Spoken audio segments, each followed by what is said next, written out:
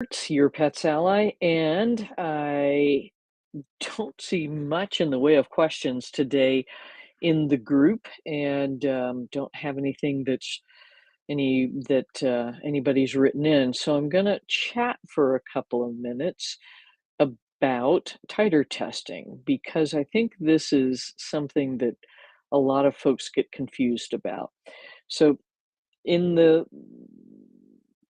First off, a titer is a blood sample that's drawn to test the amount of antibody that is present in the dog's or the cat's bloodstream. And there are core vaccines. So for dogs, distemper parvo, uh, you can include the adenovirus, and rabies can be tested for. And then in cats, the upper respiratory vaccine, um, the FERCP, so feline rhinotracheitis, calicivirus, and rabies can also be tested for.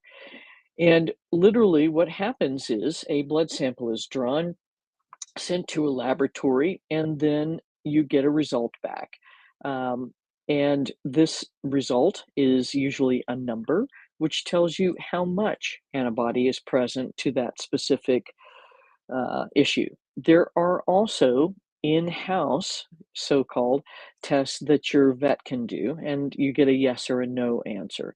And so this lets us know that, yep, this pet does have sufficient protection, but yes, but we have to retest it in about a year to make sure that there's still protection present. Versus with a titer sample that's sent to a lab, we can get a specific number and know, yeah, this dog or this cat is really well protected against this virus, and we can be confident that this value is adequate to show we'll have continued protection for up to 3 years. So that is ideally how titers should be used every 3 years. If the sample had been sent to a laboratory, you would redraw, retest, make sure everything's good. Now, one of the things that I learned as I was doing more and more titer testing is that as pets get older, we will start to see some of those titer values decline. So, for instance, for Pepe, at 4 years past his last rabies vaccine, so he's roughly 10 at this point, his rabies titer dropped below protective levels. And so, okay, I got to repeat the vaccine because we're heading into areas that unfortunately have an active rabies issue, and he is a hunter. So, so we did that, and then when we were coming we were coming into Montenegro, we needed to have a titer done, and lo and behold, his titer value is now something like 23 after his vaccine last year in Mexico. So we know PEP's good to go. Because the European Union and Mexico require rabies vaccination, he will continue to need to have vaccines done.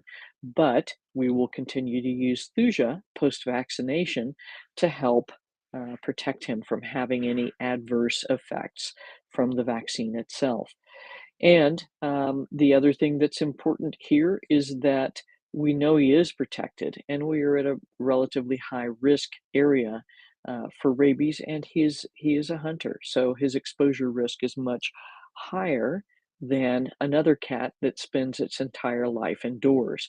So that's kind of the other factor you need to take into consideration is what is your pet's actual risk?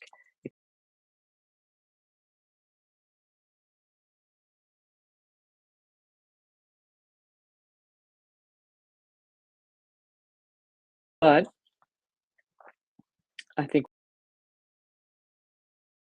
Um, but she might have, she's going to have very little exposure to other dogs.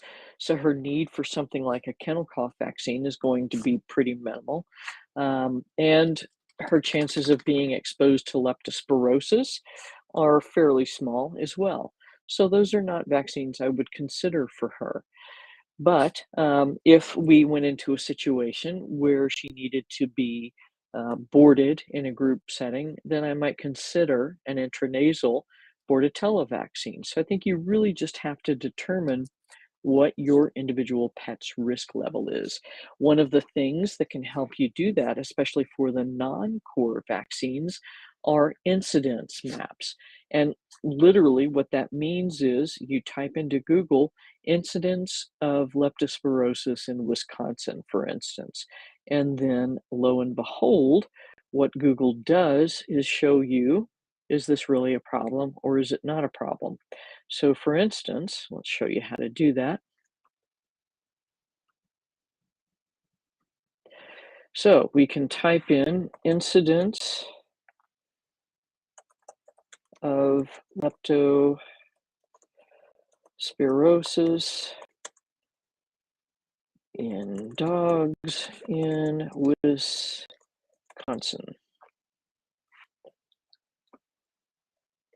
And we'll get all of this good stuff. Now we can go in and read all about it, or if you're like me and you'd rather have a visual picture, we can come up with these nifty images. So here's one from a paper from Science Direct about, and this was published in 17, so it's 5 years old, but we can get an idea of what the actual incidence of leptospirosis is in specific areas. So, if we've got, uh, here's the Midwest, here's Texas. So, from the Midwest over, pretty small incidence, with the exception of this area, probably in Idaho, Utah, perhaps.